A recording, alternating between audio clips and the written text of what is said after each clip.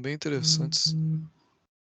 Então, dá para explorar muita coisa. O grande problema é que é pouco tempo mesmo, né? Assim, é muito, muito pouco tempo para discutir, inclusive para produzir, porque você parar a pensar, é uma semana, né? Aí, vamos supor que aí vocês vão usar essa uma semana para fazer o trabalho.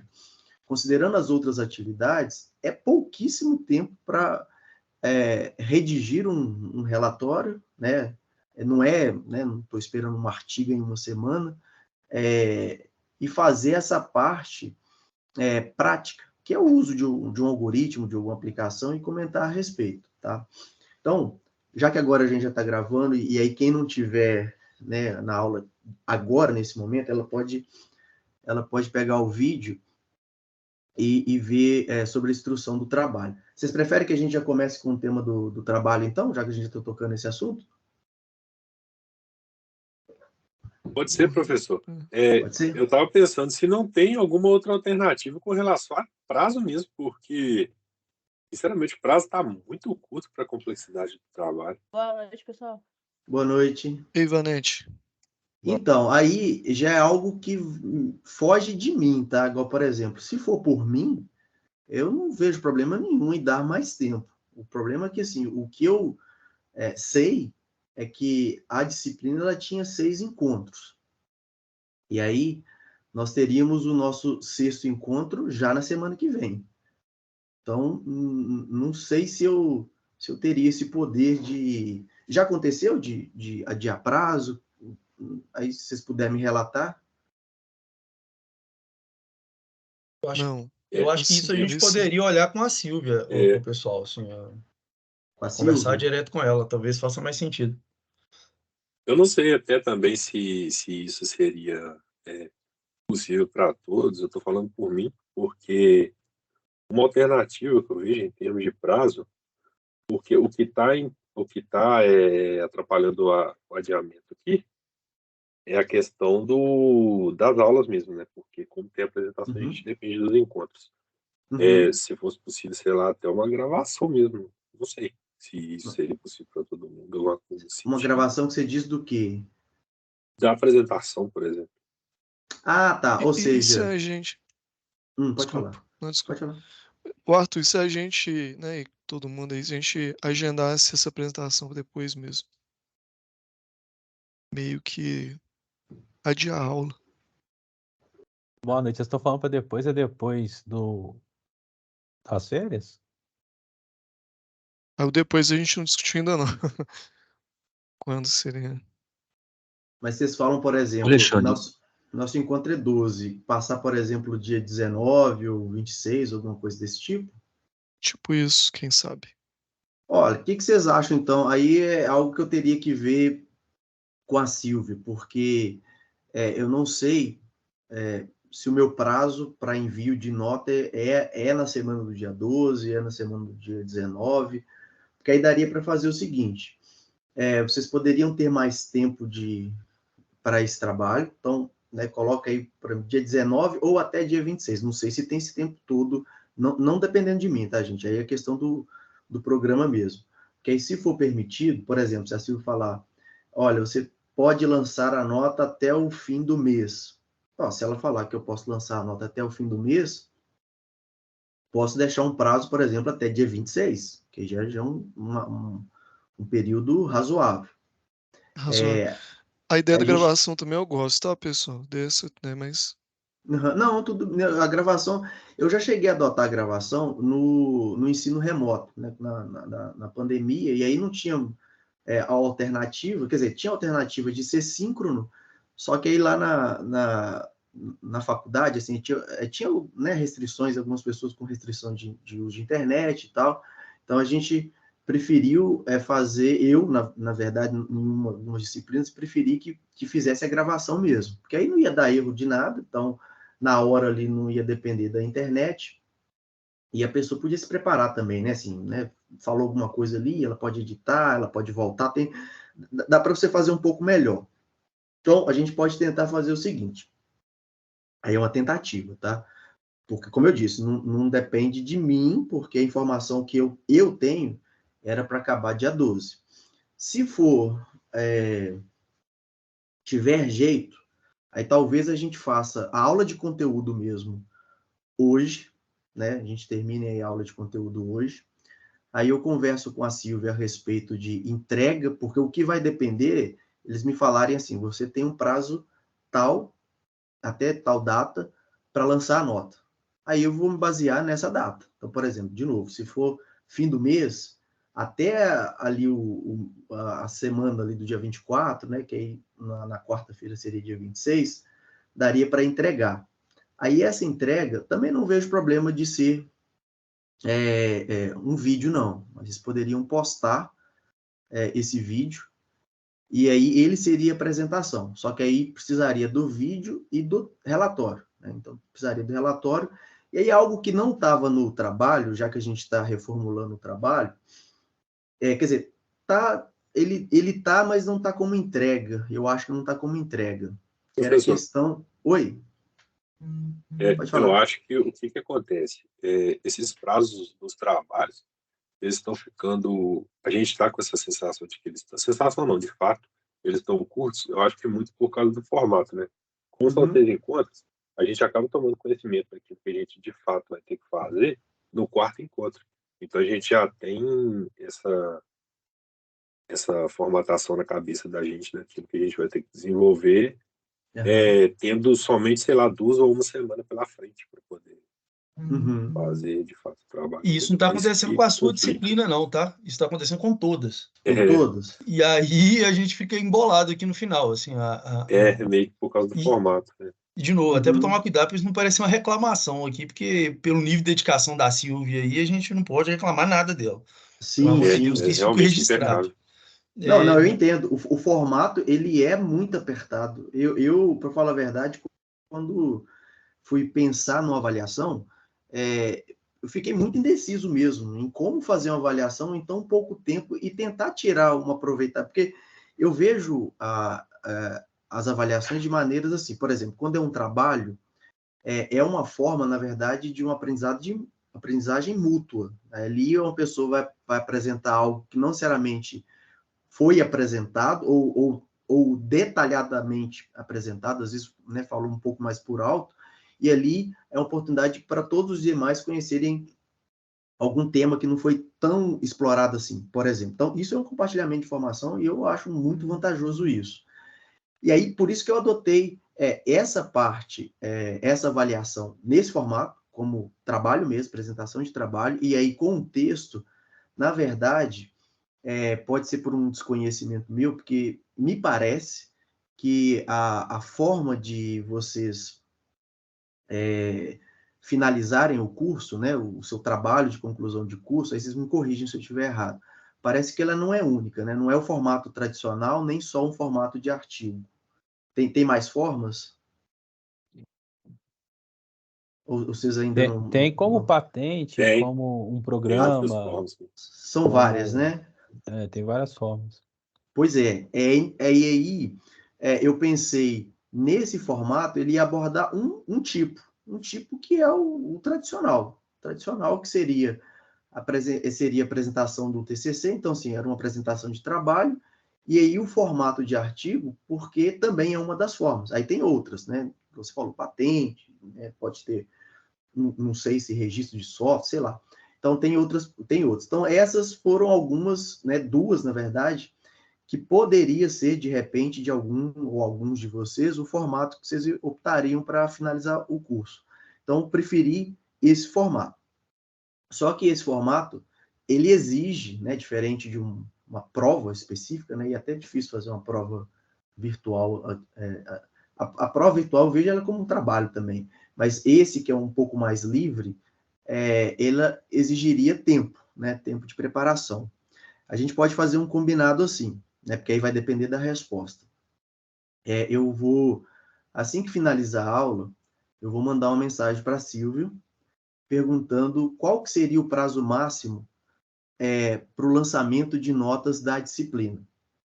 Aí, se por acaso ela, né, der uma resposta que é até após o dia 12, eu vou tentar usar o limite dessa data, que aí já fica combinado que vai ser um trabalho mesmo, Pode ser sem problema nenhum a questão da gravação, tá? Então vai ser a gravação, então a apresentação, aí eu vejo a apresentação. Seria legal, não sei se já tiveram uma avaliação nesse formato aqui no curso, estou perguntando isso porque se tiver algum tipo de repositório, um drive comum do curso, daria para colocar para os outros verem, porque senão é um trabalho, como eu disse, para mim, pelo menos para mim, essa parte vantajosa da apresentação de trabalho é pontos de vista diferentes e a pessoa fez uma pesquisa ali um pouco mais específica e ela traz informações que para alguns pode ser novidade, outros vai ser Isso eu acho complemento. também. Então, eu gosto muito desse formato. Então, ficar Eu só também gosto. por avaliar, tipo, vai para mim e eu vou para avaliar. Seria legal os outros verem também, né? Que é mais informações. Vocês sabem se tem algum ou repositório ou um drive da disciplina? O Da professor, disciplina eu acho não, que mas a gente está usando o GitHub com a disciplina do professor Rodrigo. Mas eu acho é que isso da que eu ia turma ainda falar. não tem, não. Então, mas Da aí A deve turma, ser gente do tem um próprio drive professor, também. né? A gente tem um drive também que a gente colocou os artigos lá da Venúcia, né? Talvez a gente criaria uma pasta lá e colocaria o acesso para todo mundo. Não sei Ah, se.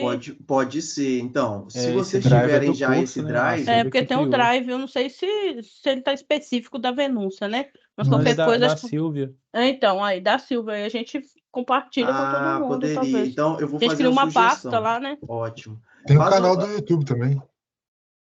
Tem o canal do Pode ser YouTube. Só que aí também. quem tem o acesso é só a Silvia, eu acho, né? Pois é. Eu não estou querendo tacar trabalho para os outros, não.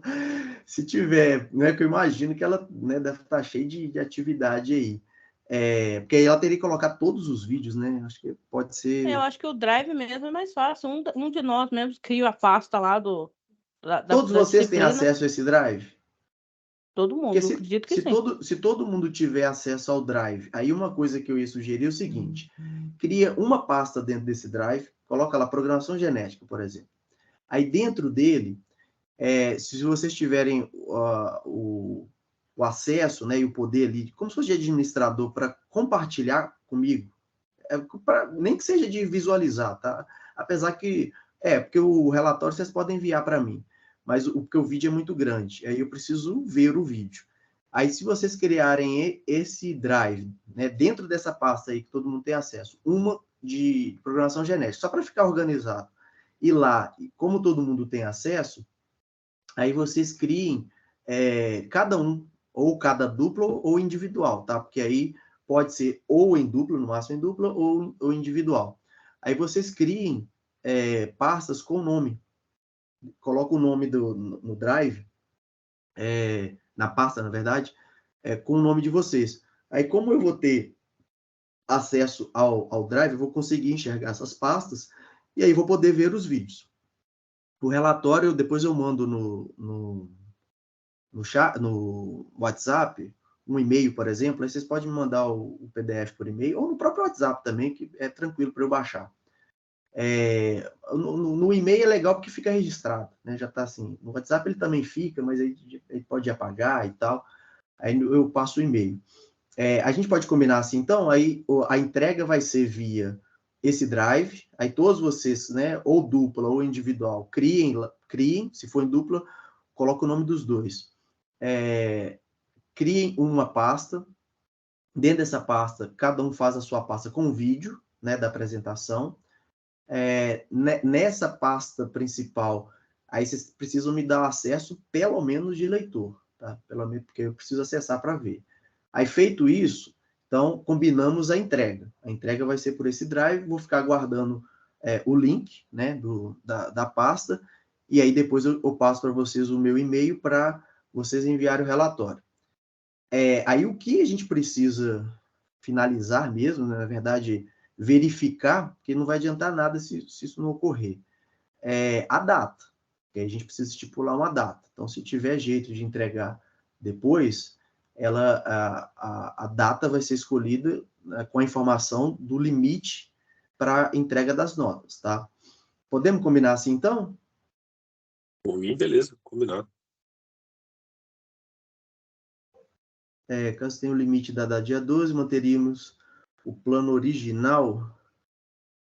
Então, se for dia 12, eu não vejo outra alternativa não, viu? Porque assim, se a gente só tem dia 12, como que nós vamos fazer? Uma alternativa que eu vejo, porque o grande empecilho é o tempo, né? É muito curto, daria para reduzir a exigência, né, da questão da escrita, né? Às vezes o texto pode ser que gaste bastante tempo. Então, por exemplo, será que para tornar viável, isso pensando no dia 12, todo mundo aqui já acessou o notebook, o notebook eu falo do Colab, tá? Vocês já acessaram? Acho que já, né? Que aí vocês poderiam fazer. Isso eu estou tentando pensar num jeito viável, né, uma solução viável para o dia 12. Porque aí, se por acaso não tiver jeito mesmo, tá? Falar assim, não, você tem que entregar a nota, o último dia de aula é 12 até, sei lá, dia 13, dia 14, tem que entregar a nota. Então não daria para passar do dia 12. Daria para fazer uma exemplificação usando o notebook mesmo. Então, por exemplo, você pega lá um problema, né? Então todo aquele gasto de tempo, que seria interessante, mas a gente está tendo que trabalhar com esse tempo curto, né, numa revisão, do mais, não faria, né, de forma apurada não daria para fazer, mas faria uma apresentação um pouco mais prática de um uso, por exemplo, ou de um algoritmo, ou você podia colocar até texto também, assim, boa parte de texto, se por acaso não for tanta implementação assim. Estou imaginando que talvez isso gaste menos tempo, tá? Estou imaginando. Não sei se isso vai gastar menos tempo, não. Então, por enquanto, estou supondo que gaste menos. Então, seria uma estratégia também. Eu não sei se será que Silvia responderia se eu mandar? Eu não sei se ela está em aula. Ó, eu vou parar a gravação rapidinho aqui. Não, na verdade, eu vou tentar ligar para ela. Só um minutinho, gente.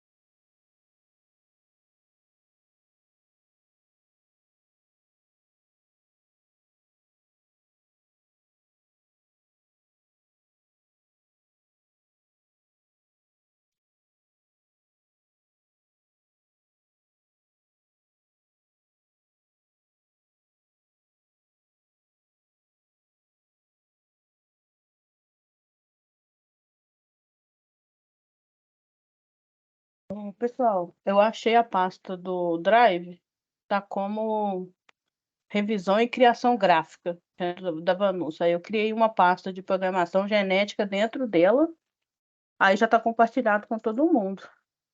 Acho que só falta o professor. Eu mandei o link aqui no grupo. Se alguém não conseguir ver, eu mando o link lá no WhatsApp depois. Ou se alguém não tiver também acesso, né? Beleza. Mas eu acho que tá todo mundo, porque tava no da genética. Ó, tava na revisão gráfica lá.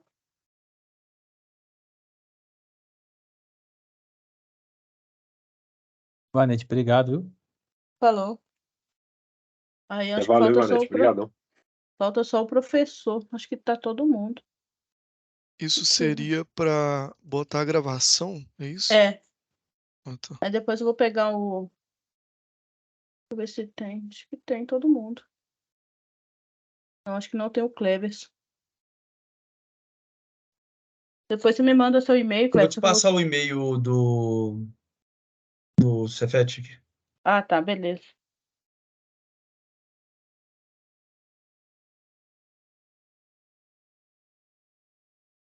Tem que ser o e-mail do Cefet? Não, acho que não. Pode ser seu e-mail mesmo, que tá todo mundo com e-mail pessoal. Ah, tá. Então posso mandar lá no grupo? Pode mandar. Beleza, valeu, valeu. Deixa eu ver aqui, deixa eu ver. Ó, quem tá com acesso? Alexandre, Arthur, Bruno, Christian, Fernando, Flávio, o Marco, Pamela e a Silvia. Esses aqui já estão com acesso. Aí tá todo mundo como editor também, então todo mundo consegue mexer.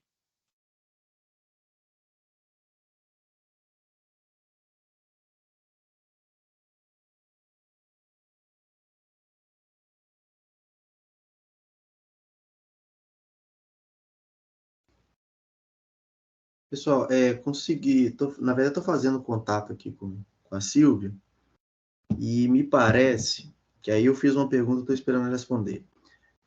A data limite é dia 19 para o lançamento de nota, tá? Então, não tem como passar, né, dar tanto tempo assim, não. Aí, uma proposta que eu enviei aqui, vou esperar ela responder, se por acaso vocês conseguirem enviar até, por exemplo, dia 18, então daria um tempo aí para fazer até 18. Aí não pode passar de forma alguma 18, porque eu tenho que tirar dia 19 para avaliar e lançar nota. Então, eu tenho até a noite do dia 19 aí para lançar a nota. Então, eu esperaria receber isso até, né, o dia 18, aí se todo mundo conseguir enviar ali, sei lá, até determinado horário, eu já começo a fazer uma leitura já na noite do dia 18, porque aí, né, as minhas aulas são concentradas de manhã, eu acabo tendo compromisso manhã e tarde. Aí eu teria o tempo disponível mais à noite para fazer a revisão. Então, vocês acham que a princípio, tá? Estou esperando só a confirmação. Dia 18 já seria suficiente ou daria para fazer?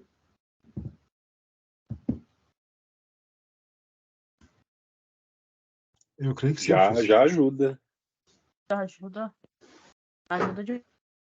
Ô, Tá, professor, Sim. Já eu ajuda fiz a mesmo. pasta aqui já no Drive, depois você me passa o seu e-mail. Que eu vou. Sim. Porque já tinha uma pasta criada do de ética, né? Aí dentro da de ética eu coloquei uma pasta de programação, ó.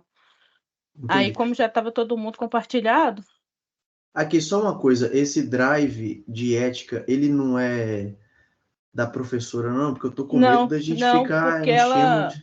Não é não. E aí eu tirei também os acessos. Tá dentro do dela, mas tá com o limite só nosso. Entendeu? Só a Silva que tá com Não, acesso. então, mas...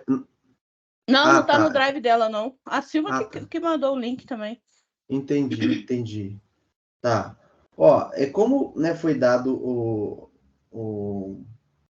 né, foi informado aqui que o último dia de...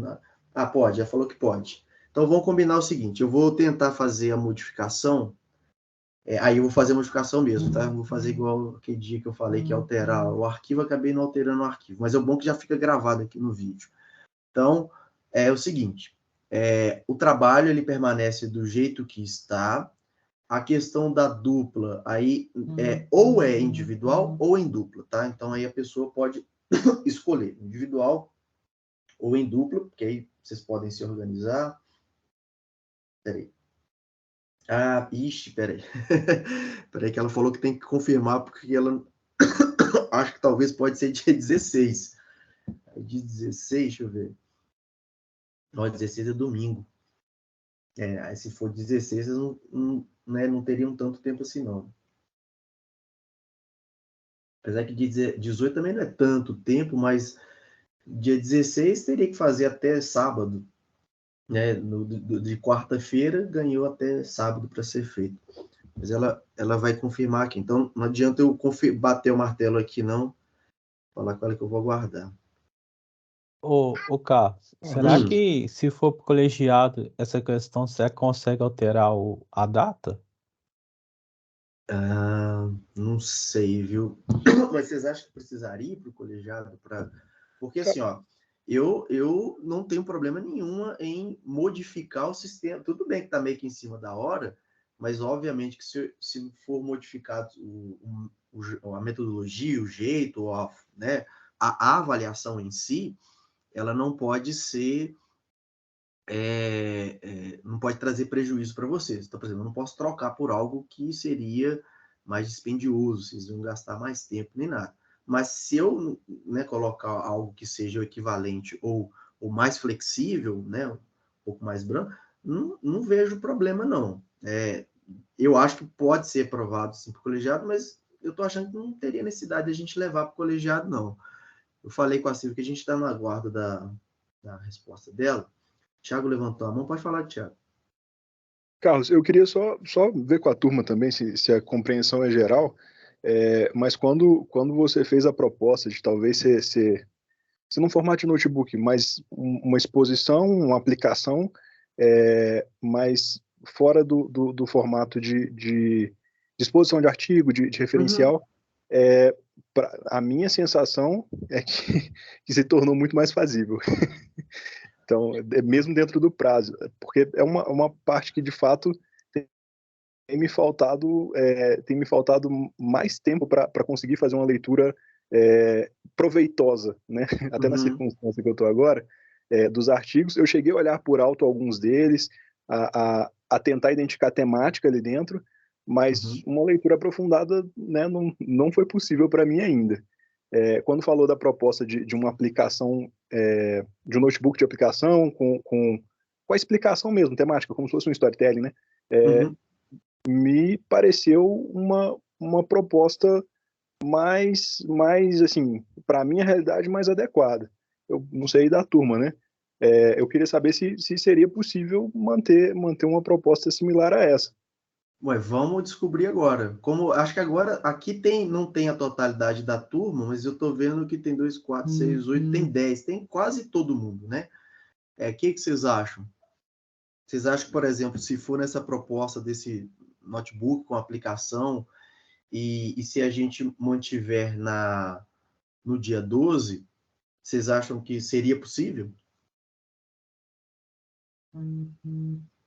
Pô, agora, infelizmente, vou ter que falar por mim, tá, pessoal? Assim, mas eu, mesmo com essa abertura de precedente, eu ainda prefiro que seja ainda lá no dia, na outra semana, para eu ter mais um final de semana, pelo menos, para eu poder trabalhar isso.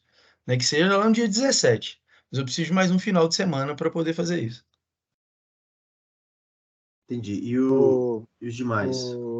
Cleverson, eu tenho quase certeza que a Silvia realmente comentou essa data de 16 e como limite. Aqui, ela acabou de confirmar comigo, tá, gente? É dia 19 mesmo, o último dia para o lançamento.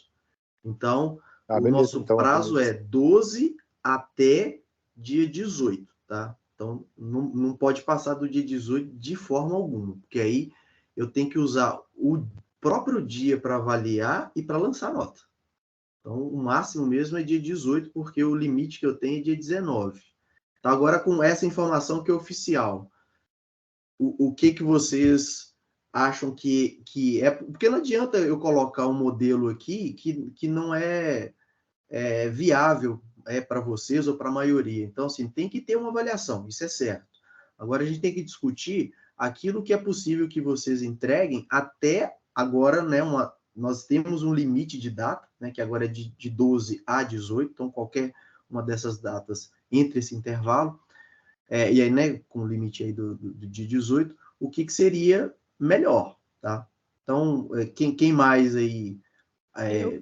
Eu também prefiro a data máxima, porque seria, por mais que talvez eu consiga entregar antes, né? Porque também depende de outros fatores, mas eu prefiro para tentar entregar também, né, um trabalho de qualidade, assim, melhor, porque se apertar o prazo, eu sei que talvez daria para fazer, mas na correria, né? Porque essa semana tá bem puxado, falo lá do meu trabalho, né? Então tá bem puxado, assim, tô chegando em casa em cima da hora da aula e chegando na aula presencial atrasada, sabe? Então, acho que se pudesse estender aí para mim o máximo. E só colocar também para a galera não entregar assim no dia 18, sei lá, 11 horas da noite, né? Coloca um limite também para que você consiga também ver os trabalhos e conseguir avaliar, né? Porque seja bom para as duas partes. Exatamente. O Marco colocou uma proposta. Ô, Marco, aí o problema é que fica difícil para mim, com formatos diferentes para avaliar, e aí eu tenho outras avaliações também, fora daqui, eu acho que pode complicar, na verdade, para mim. Então, a minha proposta, e aí eu quero que parta de vocês, e aí da maioria, de chegar num consenso em um formato que não que seja o ideal, né, mas que seja possível, né, e viável para a grande maioria, tá? Se vocês acharem que é melhor formato desse, que a gente já tinha, né, tinha sido combinado de início, mas aí com prazo dia 18, ou então do dia 12 faz uma apresentação da aplicação. Então, a gente tem duas propostas. Eu só não consigo, porque para mim fica difícil mesmo, tá? Assim, avaliações diferentes, até para fazer avaliação, não que seja, né, não faço comparação de um com o outro, mas fica difícil de avaliar a mesma coisa, mas com formatos diferentes, né? Queria escutar mais de vocês para a gente tentar chegar num consenso aqui, tá, gente? Ô, Carlos, não pode ser até dia 17, pessoal. 18 dá uma terça-feira, pelo que eu vi aqui, né? 18 dá uma terça-feira. A gente entrega até lá 17 ou 18 o notebook, do jeito que você tinha proposto. Porque, e vai ser muito similar às outras disciplinas, né? Que se você Estão pegar sendo lá na de feitas assim também? estatística, foi muito parecido com isso, só que no final a gente fez só uma apresentação do que foi feito, relacionado ao tema. A disciplina de Python, basicamente, é essa a entrega, e conversaria muito se aqui também a gente fizesse dessa forma. Peraí, então está sendo feito basicamente uma apresentação com notebook, é isso? Python só notebook, na disciplina de Sem estatística... apresentação? Não, sem apresentação. E na disciplina de estatística a gente fez o notebook com apresentação. Então, beleza, é bom a gente ficar conversar mesmo, porque aí, ó, o que está me parecendo razoável, daria para fazer, como eu disse, a minha visão da avaliação é gerar um compartilhamento de informação, porque senão fica algo assim muito individualista e no sentido de prova para passar, sabe? Aquele sentido, eu sinceramente não gosto muito dessa metodologia que, né, desde sempre é desse jeito.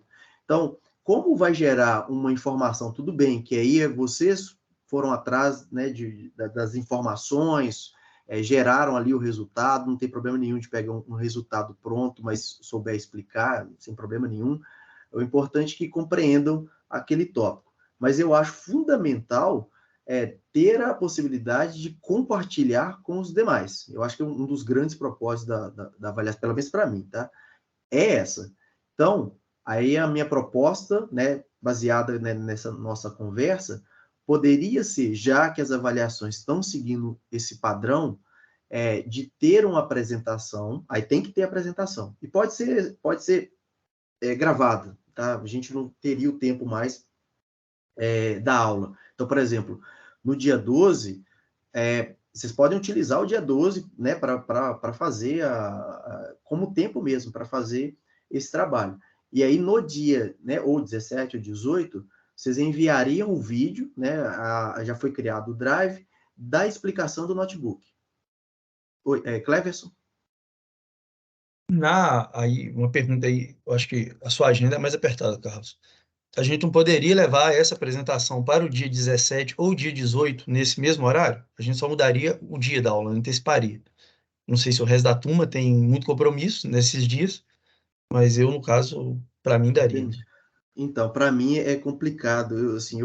A minha programação para esse semestre, ela está com abertura basicamente na quarta noite. E aí eu planejei por conta da disciplina. Aí acaba, né, chocando com outros compromissos. Então, eu não conseguiria outro dia a não ser quarta, tá? Então, como não teria outra possibilidade, já que 12, né, pelo que a gente está conversando, está muito em cima para uma apresentação, poderia fazer a apresentação do notebook. Mas aí esse vídeo teria que constar lá no Drive, as outras pessoas poderiam acessar, porque elas poderiam ver, e aí na parte do notebook, tentar, eu acho que vocês já mexeram, né, na parte de informação, markdown, tal, colocar, não que é necessário, mas colocar como se fosse um material didático mesmo, porque já que vai ser uma gravação, não vai ter a oportunidade, né, de gerar uma discussão ali. Então, colocar assim, o mais informativo e mais didático possível. E aí disponibiliza também o notebook. Eu acho que poderia ser uma avaliação interessante dessa forma. Tiago? Eu concordo com a proposta. Eu acho que essa ideia de como se fosse uma apresentação, uma expositiva, né, do que vai estar lá no notebook, uma gravação, ao meu ver, é uma proposta melhor do que as anteriores.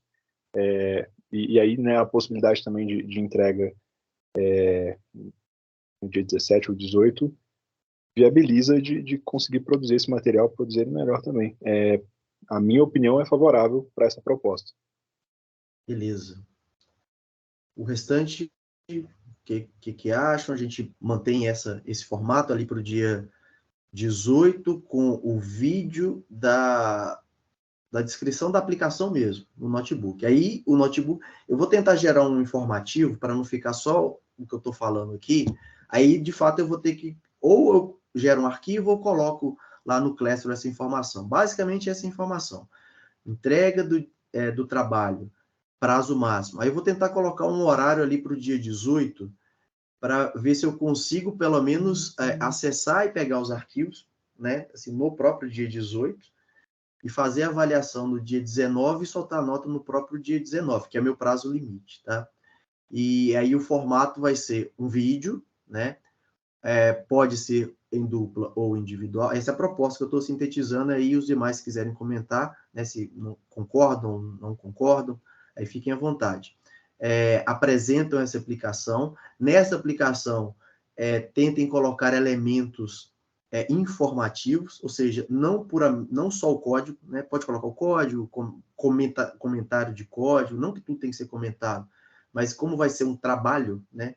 E aí a gente não tem a oportunidade da discussão, colocar algumas informações adicionais nele. Então, virou um material didático, não tão, né, nada complexo, nem nada, seria mais no sentido de trazer algum tipo de aplicação em algum contexto que pode ser baseado no que era o trabalho original, pelo menos em relação aos temas, tá? Não é limitado àqueles temas, mas podem pegar baseado naquele tema, ou algum outro relacionado com programação genética.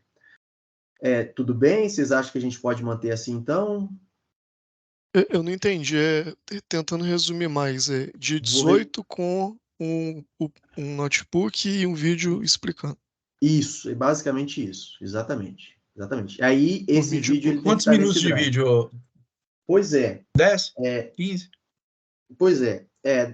No planejamento, eu tinha feito um planejamento até com tempo muito maior, mas também um vídeo para o trabalho, porque você pega um trabalho hoje, né? Você pega, vou fazer uma apresentação de trabalho, sei lá, de um evento e tal, você pega, sei lá, 15 minutos. Eu acho que 15 minutos, até 15 minutos, eu acho que fica interessante, né? Então, a gente podia estipular aí. Vocês acham que 15 minutos é pouco, é muito? Que vocês acham para 15 minutos? Eu acho que tá ótimo, não? Eu Eu estou acho que é difícil. baseando em evento Talvez e até tem. muito. Porque tem. Aqui no campus, a gente tem um trabalho que. Aí é até do técnico mesmo, que chama Progetec. Aí eles têm que elaborar um produto, mas demora mais de um ano. E gerar um produto e tudo mais. E sempre tem as fases dos pits, né? E lá a gente estipula geralmente 10 minutos. Então tem que fazer cada etapa lá 10. E 10 minutos acaba não sendo um vídeo cansativo, né? Não fica cansativo, e com todas as informações. Então a gente pode limitar assim, ó. Eu vou detalhar isso, tá? Mas já construindo a proposta aqui. Cá, Oi? aí esses 10 minutos seria até 10 minutos? Não, Ou não, pode ser, por exemplo, então. 5 minutos, 4 minutos, Não, alguma não, coisa assim? 5 não. 5 é muito pouco. 5 é muito pouco. Eu acho que eu vou limitar a princípio assim de 12 a 15, alguma coisa desse tipo. Porque, olha só, na hora de gravar, igual essa conversa que a gente está tendo, que é a discussão, já vai gerar uma hora. Pode parecer pouco, mas na hora de você explicar, né, acho que 12 minutos para o problema, aí pensando que, para você contextualizar o problema, por isso que eu falei de elementos informativos, você colocar uma contextualização do problema já gasta um certo tempo, né? Você não precisa contextualizar como se fosse a apresentação de um artigo, mas você tem que contextualizar, falar do que é, né, da aplicação, e aí ali dos passos do código, eu acho que é uns 12 minutos, no máximo, aí máximo, né, fica o limite de 15. Acho que é suficiente. Tudo bem, se chegar em 10 ali, não tem problema, não, mas 5 eu acho muito pouco, mas 5 seria pouco.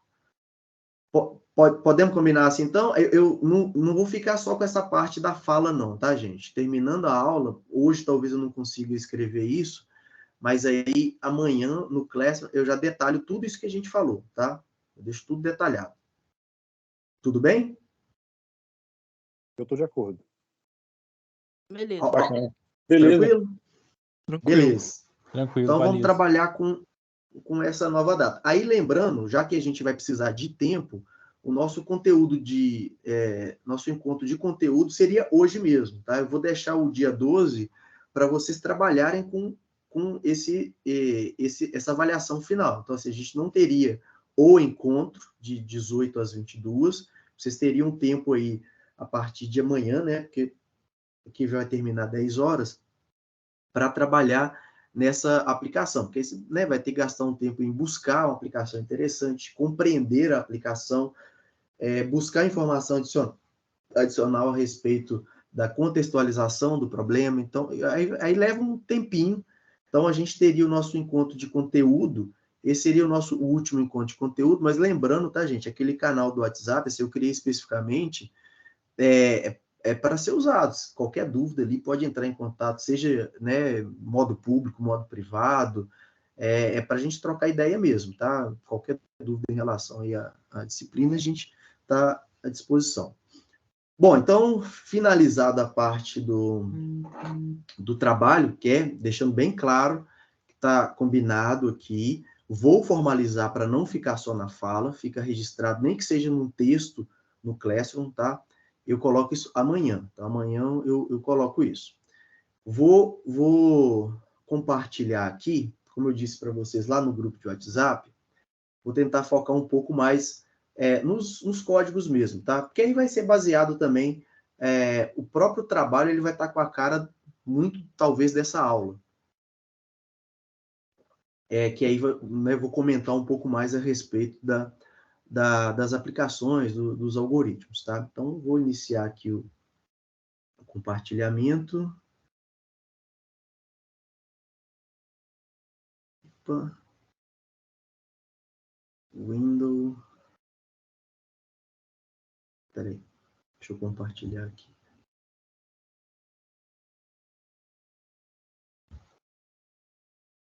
Olha, abriu um monte de... Vou pegar a janela toda.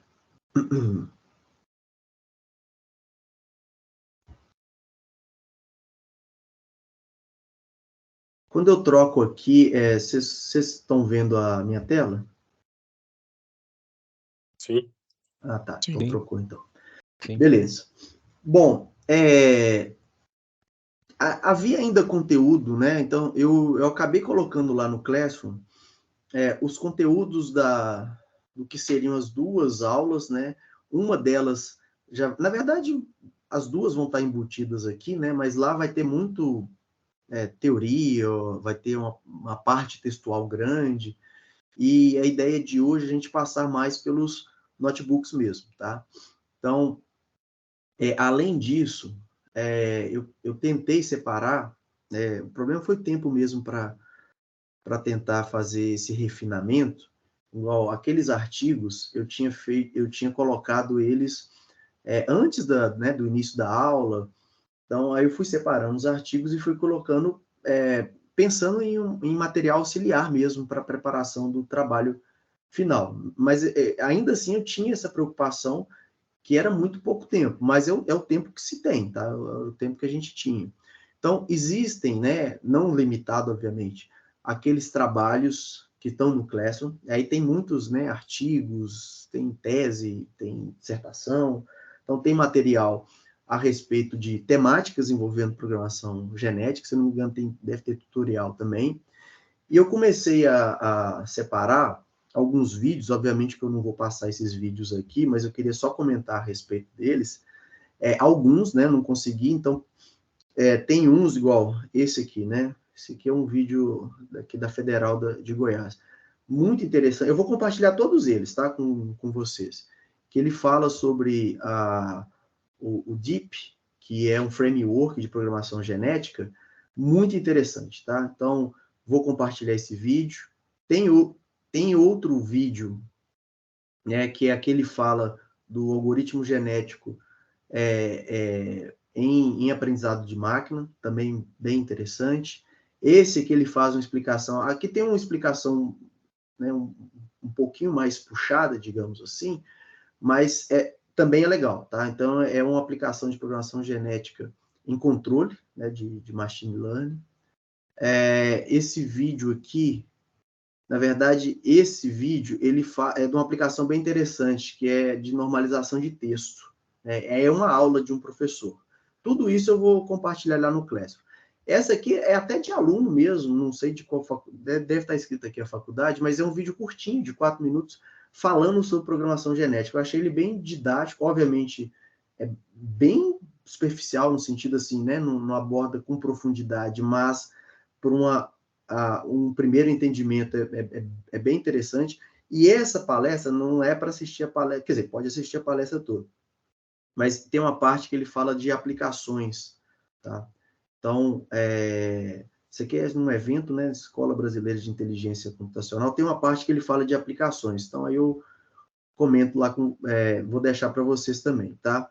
Essa aqui é de uma aplicação, essa aqui é de Brasília, se eu não me engano, fala de sons, e aí eu tenho outras, tá? Então, essas aqui foram algumas que eu separei, e aí tem alguns textos também, tá? E tem artigo, igual, por exemplo, esse aqui, né, algoritmo genético em aprendizado de máquinas, também é interessante. Aí tem artigos, né? Esse aqui de detecção de câncer, a gente vai até utilizar uma base de dados para fazer uma classificação, usando, né, o algoritmo, método baseado em genética, na evolução genética, para fazer essa classificação. Aí tem outros artigos, tem vários artigos, tá? Tudo que eu tiver aqui, eu vou compartilhar lá com vocês. Então, deixa eu voltar no que eu tinha proposto lá no WhatsApp, que eu mandei para vocês de manhã. Eu estava fazendo um apanhado do que seria interessante a gente falar hoje, né? Então, vocês estão vendo aqui que tem 1, 2, 3, 4, 5, né? Esses dois aqui não. Esses dois aqui eu vou enviar para vocês, esses dois, mas esses 5 aqui é o previsto para a gente comentar hoje. Aí são alguns exemplos, algumas aplicações que envolvem aí programação genética, algoritmo genético. Na última aula, não sei se foi na última ou na penúltima, acho que foi na última mesmo, nós fizemos o problema da mochila, aí, né, o problema da mochila, esses problemas são interessantes quando a gente faz, né, alguma disciplina que vai introduzir um conceito, uma metodologia, um algoritmo, porque tem problemas clássicos, mesmo que, assim, olha, eu não vou resolver isso na prática. Ele pode ser, né, grande parte das vezes é mesmo, né, origem de problemas práticos, tá? De problemas com relevância, né, econômica, de repente social, enfim, igual o caso, eu sempre gosto de dar o exemplo do caixeiro viajante que originou o problema de roteamento de veículo, que ele, para a parte de logística, tem uma importância, né, enorme. Então, nesse problema, o que a gente fez na última aula, né, eu expliquei o código, só que aí tinha gerado, né, uma pergunta a respeito de qual que era o melhor valor. Não fiz da melhor maneira, não, tá? Até por conta de tempo mesmo, mas aí consegui colocar uma determinação da melhor solução. Então, só para recapitular, nesse problema da mochila, o que foi feito, o problema, na verdade, né, era você tem uma mochila com capacidade, você tem vários itens, cada item com peso e um valor, e você tem que maximizar o valor da mochila. Então, o que foi feito foi mostrar os passos e a evolução da média do fitness ao longo das gerações. Então, se geravam lá boas soluções. Aí, o que são boas soluções? Configurações de uso. Então, seriam vetores, né? No caso aqui, não é desse desenho, não, tá? A instância é essa de cá. Essa de cá. A instância é essa. Essa instância, ela tem 10 elementos, e aí, cada elemento você tem o peso dela. Então, o primeiro elemento aqui, né? Você tem 10 pares, né? E em cada par, o primeiro corresponde a peso e o segundo valor. Então, você tem cada par que corresponde a um item. Aí, o uso do genético aqui é ele nos auxiliar na tomada de decisão. Tipo, qual que seria a melhor maneira, né, ou a melhor configuração para eu levar a mochila mais valiosa, sem, obviamente, estourar a capacidade dela.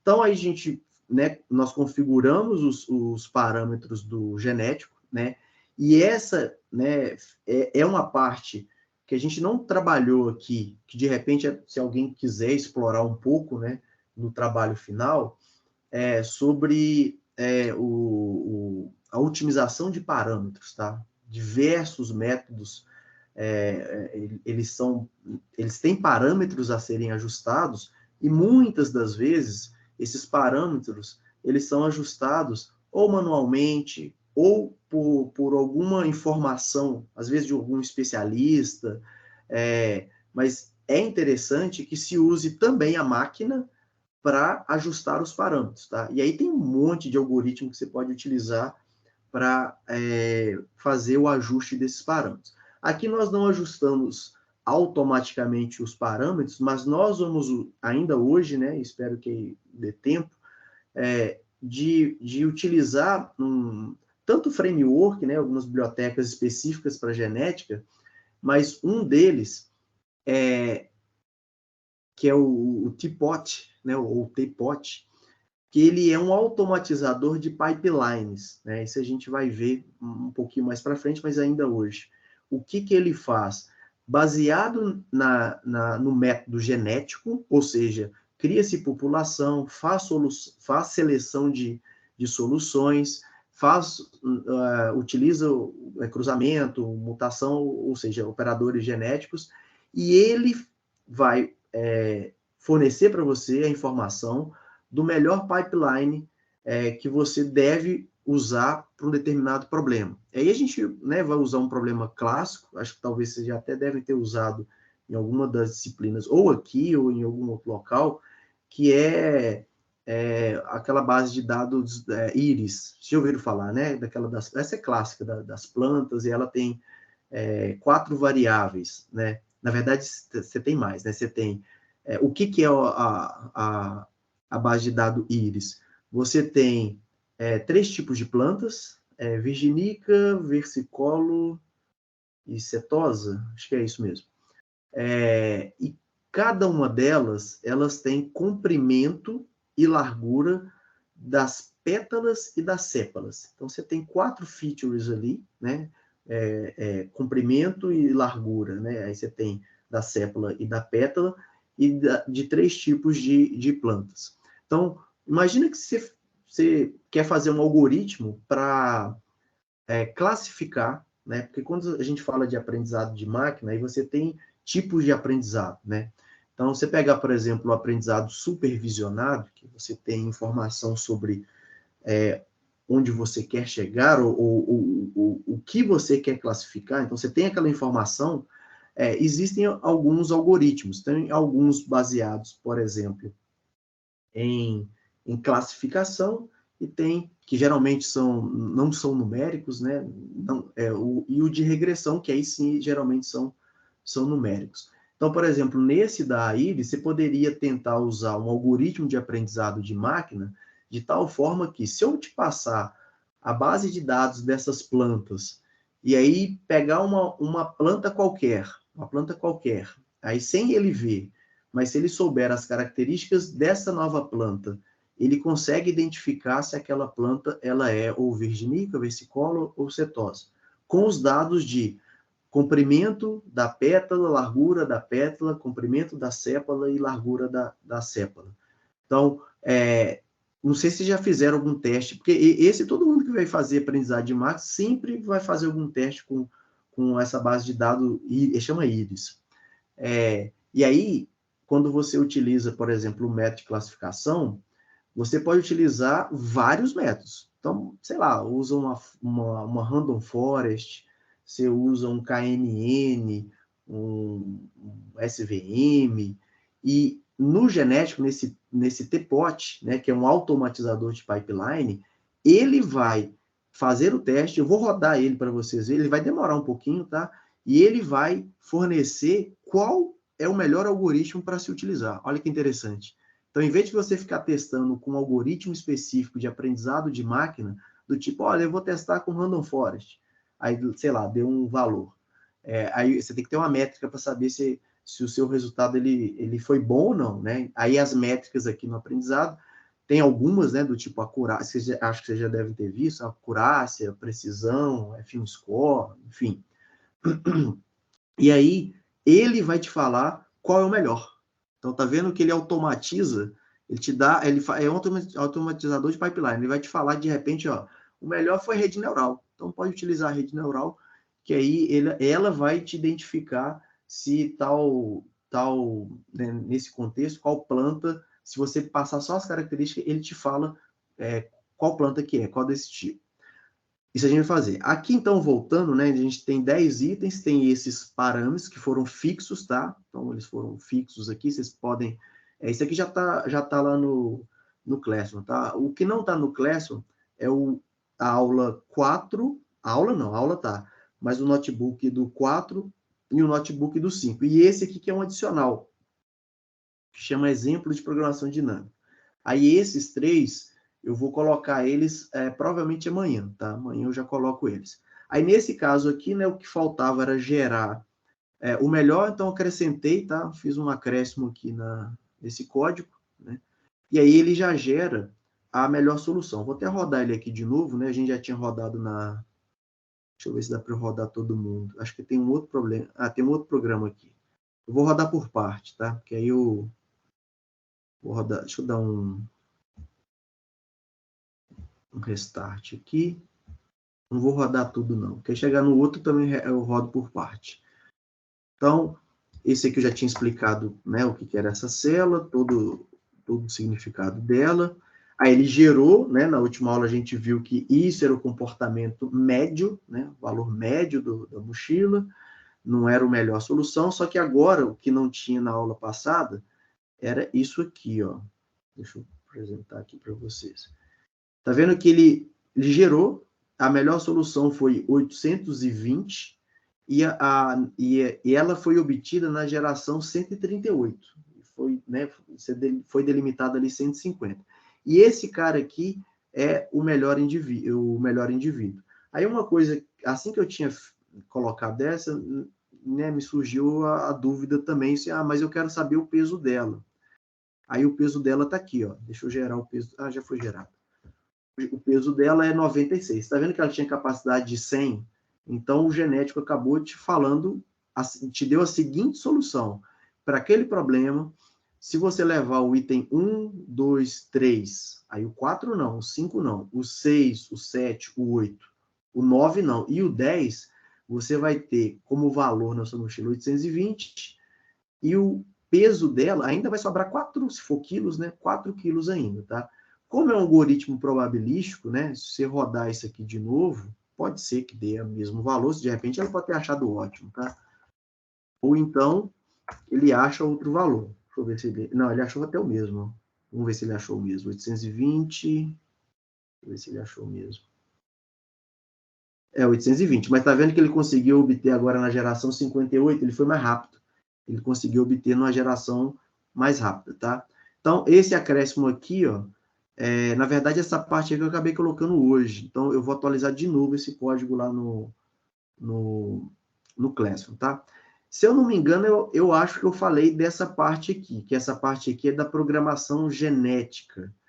Eu vou falar um pouco mais rápido dela, porque eu acho que eu falei. Então, é mais para revisar mesmo. Aquele é um algoritmo genético, esse aqui é o típico programação genética pelo que ele foi originalmente proposto, né? Evolução de programas. E aí ele trabalha com expressão simbólica, que é aquele nosso S expression, né? E nesse problema aqui era para aproximar, achar uma função próxima dessa. Então, o que ele tinha que fazer? Ele tinha que trabalhar com um conjunto de terminais, que a gente já viu o que era, um conjunto de funções. Eu lembro de uma dúvida, né? Por que era o seno?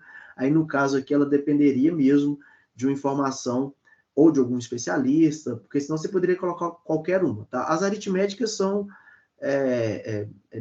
básicas, assim. Agora, não necessariamente colocar o seno, tá? Aí, aqui foi definido, né, 51 gerações, população de 500. Aqui, essa parte, ela define a faixa, né? Então, isso aqui já tinha explicado também, você definir números em um intervalo que você tem o mínimo e o máximo, aí é uma fórmula matemática mesmo, né? Você pegar o mínimo vezes a diferença do máximo com o mínimo, vezes o RAND, né? Aqui não está o RAND, mas se você fizer isso, você consegue gerar sempre valores no intervalo min e max, tá? E aqui você vai gerar o valor aqui entre 0 e 2π. Aí, feito isso, né, isso a gente tinha explicado na aula passada, é necessário uma métrica. Aí a métrica na programação genética, na aula 4, eu não vou ficar voltando muito nas aulas, não, porque, como eu falei com vocês, eu vou tentar dar o foco nos algoritmos, tá? Não é na aula 4, não, é na aula 3. Eu já fechei a aula 3 aqui. Eu fechei? Eu já fechei. Depois eu abro ela. Eu não vou precisar dela, não. Lá nós vimos alguns tipos de aptidão, né? Funções de fitness. Então, uma delas, né, era o erro médio, por exemplo, né? Aqui você tem um erro, tá vendo? É o módulo do que tem de verdade com o que você achou. Então, essa é uma métrica muito comum em programação genética. Nós fizemos até, aí vi slide mesmo, né, um exemplo simulado, entre aspas, aí à mão, utilizando as métricas que aí tinha aptidão ajustada, aptidão normalizada. Essa aqui é aquela aptidão, aquele fitness raw, né, aquele aptidão nata, né, raw fitness. Aqui vem a geração da árvore, aí tá vendo que depende da profundidade, né, da profundidade dela. Então, se for 0, aí você tem que colocar lá um terminal, que aí no nó folha é só terminal. Caso contrário, ela vai gerando ou seno ou vai chamando vai escolhendo alguma das funções. Como só tem seno ali, a gente colocou só seno, então só apareceu o seno aqui, tá? Então, isso aqui a gente viu, né, de novo na aula passada. Os terminais, você vai ter que colocar uma condição para as operações, né? No caso, a gente colocou mais, menos, vezes, e o dividido, né? Ele vai assumir algum valor. E aí, o que foi gerado, né? Se eu não me engano, acho que a gente gerou esse de calma. Toda vez que eu gerar, vai dar um valor diferente. Eu lembro que até que tinha dado uma expressão grande, e essa aqui já deu grande mesmo, né? A ideia é quanto menor o fitness, já que é um erro médio, né? E a diferença do real com o que você encontrou, o melhor valor é quando a diferença for 0. Então, essa aqui nem é tão boa assim. Mas eu lembro das simulações, a gente estava achando 8, 9, então ela acabou sendo mais ou menos, entre aspas, mais ou menos boa. Então, agora vamos para um outro problema. Esse problema aqui já tem a ver, né? Eu estou tentando sempre contextualizar em machine learning mesmo, com métodos de machine learning, de novo, nós vamos focar no aprendizado supervisionado, tá? Não sei se já tiveram a disciplina de aprendizado de máquina, porque você vai ter métodos para cada um tipo de aprendizado. Então, no nosso caso, a gente está focando no supervisionado. E aí existem, né, algoritmos para classificar. Então, eu tenho alguma coisa, né, e aí uma base de dados que eu vou ter que usar um treinamento e teste, eu vou treinar o meu algoritmo, e aí com base nesse treinamento, né, eu vou testar para fazer ali a verificação. Se for uma classificação, assim que você me fornecer determinado objeto, a minha máquina, que é esse algoritmo, né, de aprendizado de máquina, ela consegue identificar aquilo, ou seja, ela consegue classificar, ou então, que aí também é um aprendizado supervisionado, eu posso fazer uma regressão. Aí, uma regressão, o que é uma regressão? Se eu tenho um conjunto de dados e eu quero achar, por exemplo, a tendência daqueles dados para fazer uma espécie de previsão. Então, eu posso fazer isso, né? Ou então, eu posso usar a regressão e tentar fazer uma escolha dos features ou dos atributos. Tem um exemplo muito clássico, eu não coloquei ele aqui, mas estou lembrando dele agora. Dá para você utilizar, tem outras ferramentas. Uma ferramenta que não foi usada aqui, talvez em alguma disciplina possa ser utilizada, como é o nome dela? É o ECA. Ele é ele é facinho de utilizar, você mexe lá com o mouse, tem umas coisas para digitar, mas você coloca basicamente com o mouse, assim, você vai selecionando o que você quer, e aí tem um monte de informações a respeito de aprendizado de máquina lá. E aí um problema que dá para fazer assim, de forma fácil nele, é um problema também clássico, que é, por exemplo, olha, eu quero vender minha casa. E aí você tem informações do tipo, olha, minha casa ela fica no bairro tal. Ela tem tantos cômodos, ela tem tantos banheiros, ela tem, sei lá, 1 ou 2 andares, ou 3 andares, enfim. Você vai colocando essas variáveis. Isso, se você for pensar, por exemplo, numa regressão, ele vai cair numa expressão matemática onde os parâmetros eles estão relacionados com esses atributos. Então, vai ter algum atributo lá que está relacionado com a quantidade de cômodos, um que vai estar relacionado com o local, sei lá, onde está a casa e tudo mais. E aí, qual que é a finalidade dessa regressão nesse contexto? Eu posso tentar achar uma expressão matemática, porque ele vai achar uma expressão matemática mesmo. E nela pode ser que algumas das variáveis possam até sumir. Por exemplo, aí é fictício isso, tá? Imagina que nesse problema que eu falei, ele chegou numa expressão matemática onde o coeficiente está relacionado ao número de banheiro seja algo assim muito pequeno, 0,0001. Qual a interpretação disso? Que para você tentar achar o valor da sua casa, já que você está querendo vender ela, o número de banheiros, ele é pouco relevante. Ele seria relevante. Está vendo a interpretação? E quem vai te dizer isso é o algoritmo. E aí, na técnica de regressão, ele vai utilizar esses dados, né, e vai chegar numa expressão, né, matemática. No nosso caso, aqui nós vamos fazer a regressão linear para tentar, aí como é linear, tá, gente? Porque existe regressão polinomial, né? Aqui a gente vai tratar da regressão linear. A ideia dessa regressão é, dado um conjunto fornecido um conjunto de dados, será que eu consigo fazer uma previsão a respeito de dados futuros? Aí tem um monte de situação onde se encaixa isso. Por exemplo, imagina que você está trabalhando com dados do censo. E aí, sei lá, você está trabalhando em alguma parte de gestão pública, sei lá, e quer tentar adotar alguma medida relacionada aí, que envolva, né, de certa forma, ou esteja relacionado, ou que impacte, né, a quantidade de população da sua região, por exemplo. E aí você tem os dados, aí dados mesmo, né? Eu tenho a quantidade de pessoas em determinados anos, vamos supor que de 1940 até hoje. E aí você quer fazer uma previsão daqui a 50 anos, né? Existem políticas feitas a respeito disso, né? Por exemplo, tem cidades no mundo que teve uma, agora eu estou tentando lembrar onde é que era, não me recordo o país que era, que tinha um projeto de ser a cidade mais arborizada do mundo até daqui a 50 anos. Então, tem algumas políticas aí que vão depender disso. Nesse exemplo que eu estou falando, vai depender da quantidade de pessoas. Às vezes podia ser alguma coisa que está relacionada a recursos, né? Recursos que podem ser consumidos e tal, então você precisa saber da quantidade de pessoas.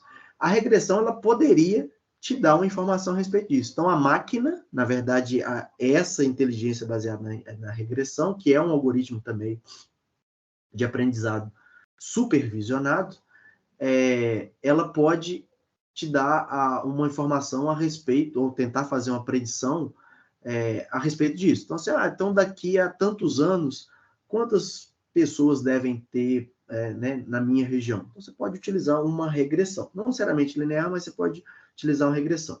Então, nós vamos aplicar operações genéticas para resolver um problema cuja a finalidade é abordar uma regressão linear, tá? Sobre um conjunto de dados.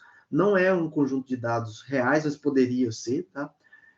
Então, dado esses conjuntos, eu precisaria achar a melhor reta que se ajuste àquele ponto. Porque quando você fala regressão linear vem de linha, de reta, tá? Existem outros tipos de regressão, mas essa linear ela vem de reta.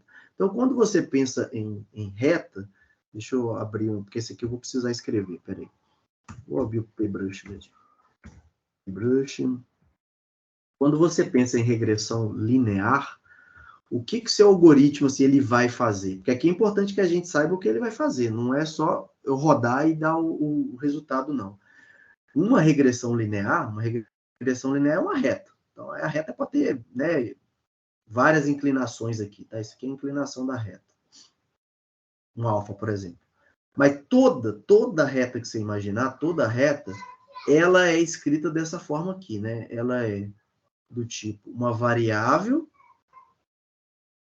isso aqui tem a ver com a inclinação dela, tá? Mais um termo constante. Então, tá vendo que o algoritmo, esse algoritmo genético... Oi? Tá ainda na tela na outra tela não que você estava apareceu. compartilhando. Então, deixa eu... Esse compartilhamento aqui, eu queria compartilhar, era a tela inteira. Espera aí.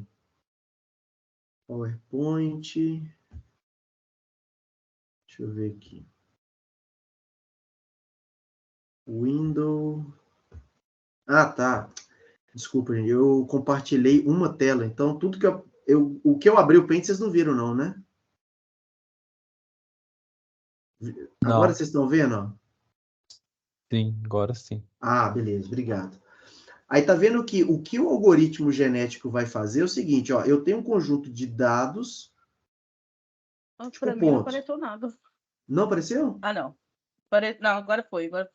Foi? Tá. Só tá com um delayzinho aí, mas tá.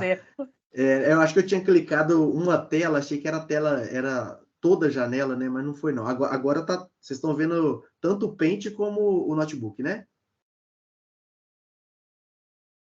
Acho que sim, né? Sim. Sim. Então, esses dados, imagina que você tem uns dados assim, ó. Pode ser do censo ou qualquer outros dados.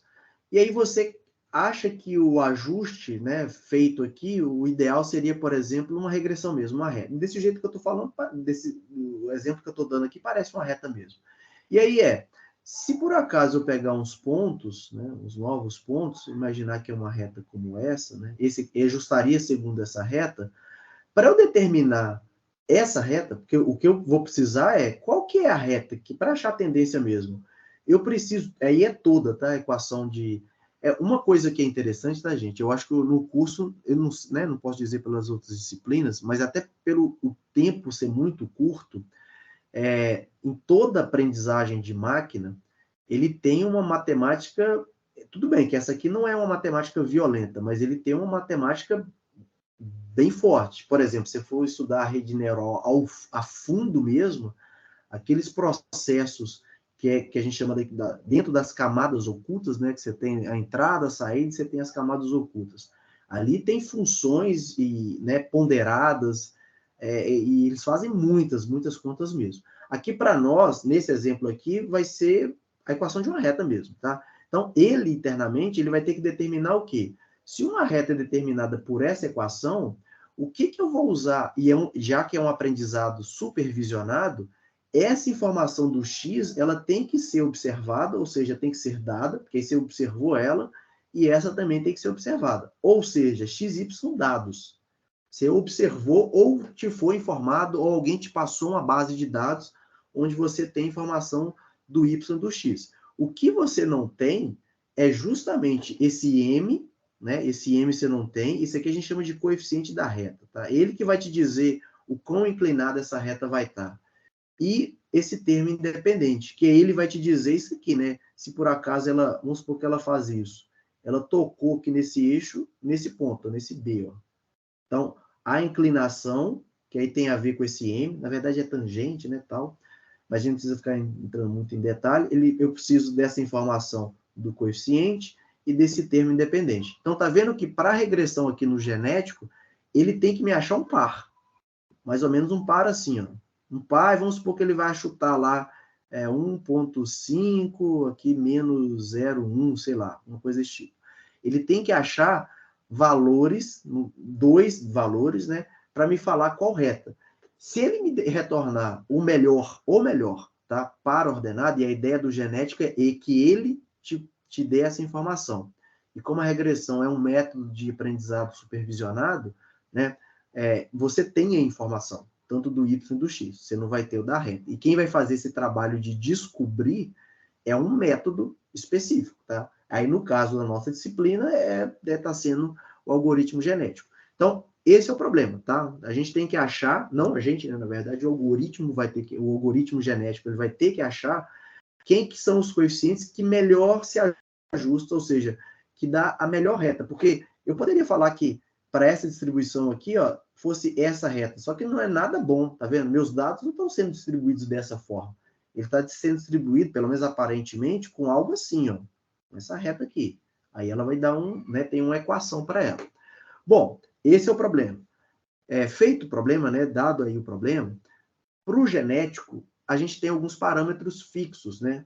Quer dizer, fixos assim, depois você pode mudar, mas você tem que passar esses parâmetros para ele. Que é o número de população. Então, aqui já fica claro, por exemplo, que as nossas soluções, elas têm que ser pode ser, né, vetores com duas casas, né, com duas posições, que uma pode ser aquele M, né, esse M de cá, ó, e a segunda posição, que é o termo independente, é onde ele corta lá no eixo Y. O número de gerações, que aí você também estipula o número de gerações. O cruzamento, aqui nem tão... tá 50%, mas é bom você colocar uma probabilidade de cruzamento maior. Como isso aqui vai estar disponível, né? Na verdade, já está disponível isso lá no Classroom. A ideia é que vocês peguem o notebook e vão brincando, especialmente com parâmetros, tá? Para ver se, por acaso, melhora a qualidade da solução ou não, faz mais...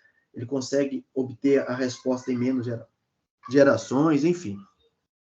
Então, a probabilidade de mutação também é uma probabilidade do algoritmo genético, e o método de seleção que a gente já viu na disciplina, que existem vários métodos, né?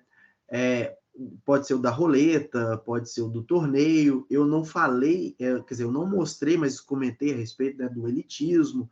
Então, tem vários tipos. Nesse caso aqui é o torneio. Aí o torneio você seleciona aleatoriamente algumas das soluções, e aí dessas selecionadas, geralmente se seleciona poucos, tá? Assim, 3, né? Mas pode selecionar mais. Mas geralmente se seleciona umas 3. Aí tem a ver também se selecionar mais ou menos, que é com aquilo que a gente chegou a comentar de pressão, né? De pressão seletiva. Então, se for alta pressão, você coloca mais pessoas, ou então baixa pressão. No caso aqui, o método de torneio. Então, a gente vai plotar também o gráfico. Como foi retirado, né, na aula passada, a gente comentou a respeito do que seria abordado, e assim, para mim é muito bom, assim, na verdade eu preciso conversar com vocês para saber se aquilo que eu estava planejando seria adequado ou não. Como, por exemplo, eu tinha falado sobre um editor de texto e do ambiente de programação, e me deu a entender que não precisava gastar tanto tempo nele. E aí, o que eu vou fazer, já que nessa aula é de implementação, em alguns pontos aqui eu posso abordar assim, especificamente, não tudo, né, mas algumas coisas a respeito da própria programação, tá? Bom, uma biblioteca, na verdade, é um framework que aí você, para trabalhar com algoritmos evolucionários, né, e aí no caso, o algoritmo genético, tem várias outras bibliotecas, tá? Mas essa DeepL aqui, ela é muito boa, não, muito boa mesmo. Então, uma primeira coisa que vocês vão ter que fazer, não sei qual ambiente aí que vocês gostam de testar e tudo mais, igual, por exemplo, se for no próprio Python, abrir lá um prompt do Python, você não precisa colocar esse exclamação, né? Que aí, isso aqui é um comando que está sendo instalado aqui dentro, né, do notebook. Então, aí você coloca essa exclamação lá no prompt do Python, você não tem essa necessidade de você colocar esse exclamação. Então, geralmente, você coloca esse pip aqui, install e o nome lá da sua biblioteca. Então, instala ela, tá? Esse DEEP, né? Esse DEEP é uma biblioteca a respeito de algoritmos evolucionários, e a vantagem é que ela tem muita coisa que você pode utilizar e facilita demais, tá, gente? O uso do Python em IA, né, em ciência de dados, vocês olham pela comunidade, o tanto que cresce. Ele tem a vantagem de ter muita biblioteca, e a própria construção, né, do Python, tem muitas coisas geradas ali, assim, no próprio meio acadêmico. Então, eles têm uma robustez ali do porquê que ele funciona, está associado à teoria ali com a prática. E, de fato, tem muita coisa que você chama ali pela biblioteca, o comando já está pronto.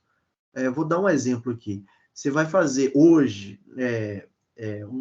um chatbot, por exemplo, usando o Python, não é nada difícil. Nada difícil mesmo. Mas o nada difícil é porque tem, né, você pega, por exemplo, a Chatterbot lá, é uma das bibliotecas.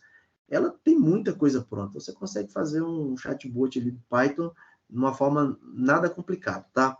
Então, aí para esse exemplo, e vocês já devem ter feito isso também, importar as bibliotecas de interesse para o problema.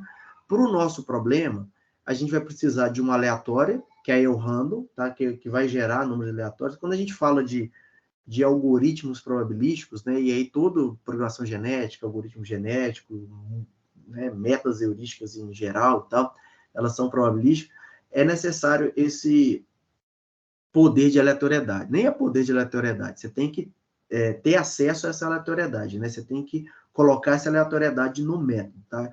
Então, aqui tem um import aqui do aleatório, né, do random, esse operator para algumas operações aí específicas ali na verdade, para soma, subtração, porque aí você pode fazer, por exemplo, uma soma sem usar a função lambda. Não sei se já usaram a função lambda, porque você pode definir a função né, na linha ali com o comando lambda. Quando você usa a biblioteca operator, você pode usar, por exemplo, operator.add, e aí coloca os dois valores. Aí ele já sabe que aquilo é soma. Então, é uma facilidade também. O NumPy, que imagino também que já deve ter usado bastante, né? Essa parte numérica, então, para muitas operações, para se fazer operações, se usa o NumPy. Esse comandinho aqui, né? Algumas coisas eu vou falar aqui, porque eu estou aproveitando, que eu não vou ficar detalhando do código, mas como eu falei que ia falar, então eu vou falar de uma forma bem branda mesmo. Não vou usar o tempo para falar dele, não. Vou aproveitar o que já foi feito, tá? Esse NP, isso aqui é um alias, é como se fosse um apelido, né? Então, em vez de eu usar tudo que eu for usar aqui, algo, por exemplo, do NumPy, eu não preciso colocar NumPy ponto alguma coisa. Aí, como eu coloco esse alias NP, então agora eu chamei ele como apelido, agora é NP. Então, tudo eu posso colocar NP igual esse aqui, ó. NP min. Se eu tivesse tirado esse cara daqui, ó, deletado, se eu compilasse, essa linha aqui já ia dar erro. Ele ia falar assim, eu não conheço quem que é NP. eu teria que escrever NumPy, né? Mas aí quando você coloca o alias, você pode chamar pelo alias. Mesma coisa, esse aqui é um dos os alias mais usados, porque o nome é muito grande, né? Esse matplotlib pyplot aqui, aí o alias PLT, ele é uma parte de visualização gráfica, tá? Então, é básica. Se vocês forem trabalhar, seja no nosso trabalho de programação genética, ou em algum outro trabalho, seja do curso, ou do trabalho mesmo de vocês, enfim, existem outras bibliotecas gráficas até melhores. Essa aqui é a básica, né? Que assim, todo mundo vai fazer algum trabalho que não exige algo mais detalhado, mais específico na parte gráfica, o Matplot geralmente resolve, tá? Mas se quer uma coisa mais aprimorada, aí é bom você chamar outras bibliotecas. Por exemplo, a Seaborn, ele é muito bom, tá? Eu não sei se vai ter algum exemplo aqui que a gente usa a Seaborn. E aí, o que é o importante para esse problema? Que é lá do DEEP importar a parte de algoritmos, que aí vão ter alguns algoritmos prontos já. Por exemplo, tem acho que é EA Sample, EA alguma coisa. O EA é de Evolutionary Algorithm. Então, ele já está implementado nessa, né, você puxando da biblioteca, essa função pronta, que ele já faz o cálculo, óbvio que você tem que passar lá os parâmetros, do algoritmo genético. Então, na prática, a gente vai usar isso, tá? A gente não vai ficar codificando as coisas do zero, não, tá? Ainda mais como, né, o próprio curso é de IA, essa parte da contextualização, do uso da IA, da discussão mesmo do uso da IA, ela é muito propícia, tá? Igual algo que está sendo discutido, por exemplo, né, no campus onde eu trabalho, a gente discutiu isso até recentemente, foi num grupo de WhatsApp, a respeito do chat GPT, né? Todo mundo está usando ele, mas no ensino, que nós damos aula para o médio também. E aí como fazer a avaliação, sabendo que o chat GPT está acessível. A avaliação que eu digo fora do modelo presencial, do modelo tradicional, né? Então, e isso já está presente na nossa sociedade. Então, o Copilot, por exemplo, né? Não sei se alguém já usou o Copilot, que a ideia é como se fosse um copiloto mesmo, né? Que aí ele vai te ajudar ali para a questão de código. E aí, né, a gente tem que fazer uso mesmo dele, tá? Então, nessas bibliotecas vão nos ajudar bastante, né? Essa Base aqui, que também tem alguns fundamentos básicos ali da programação genética. O Creator cria classes específicas, por exemplo, para fitness, para população, e as ferramentas, tá? Então, tudo isso aqui utilizável pela programação genética. Aí, o que a gente precisa fazer? Pelo que a gente viu, precisa de uma função de aptidão. Então, esse Def Evaluate aqui é uma função de aptidão, onde que ele vai receber o indivíduo, tá? E aí, esses pontos que estão aqui, eles têm a ver com o limite dos valores né, da nossa faixa de dados, tá?